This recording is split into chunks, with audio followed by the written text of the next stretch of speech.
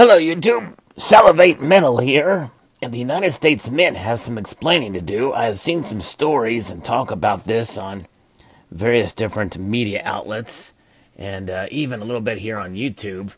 But the United States Mint has finally released a press release about this statement about how the American Silver Eagles are struck at the U.S. Mint facilities in West Point, but some have been coming, they've been discovered that they've been coming from Philadelphia and San Francisco as well. And unlike the companion proof and uncirculated coins, the bullion coins lack the mint marks, so they don't know where they come from. So essentially what's been happening is there's been some tags on the monster boxes that can gives a hint on from where they come from. So the Coin World submitted a Freedom of Information Act request in March, and to find out about the identification workaround that seemed to have appeared on the U.S. Mint, releasing manufacturing tracking numbers that I mentioned that were discovered on the shipping boxes. So finally, the United States Mint released to the media editors on Friday, May 26th, some of the of their information that they had given out previously was erroneous. So here's the actual statement from the United States Mint. By way of background, while most American Silver Eagle bullion coins have been minted at the West Point Mint to meet demand, the United States Mint has sometimes produced these coins at the Philadelphia and San Francisco Mint facilities. It is important to note that the Mint offers bullion coins through the authorized purchases to provide investors the opportunity to acquire precious metal coins at a slight premium to spot market prices. As such, all Mint silver bullion coins are, by their very nature, homogeneous.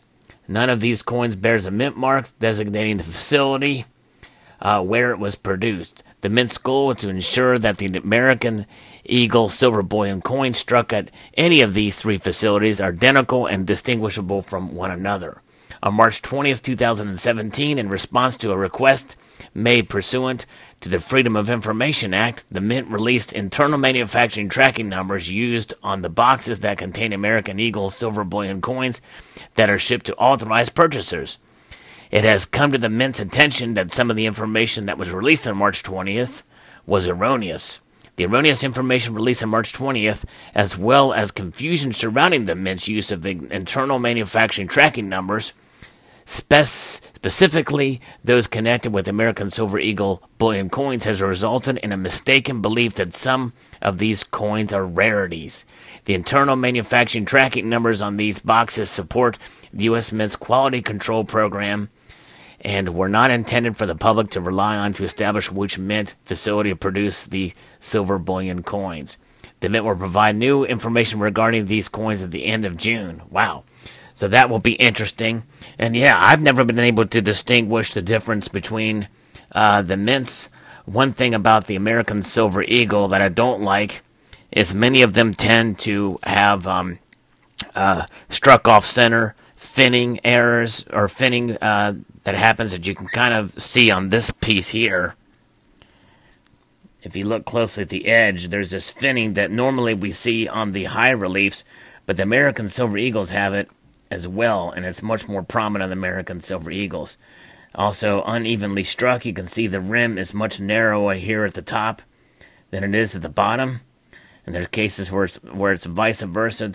That's why I'm not a huge Silver Eagle fan, to be honest with you. But also, there is really no way to distinguish between these coins, and so it would make it pretty much impossible, unless there's some distinguishing factor that they could actually point out to.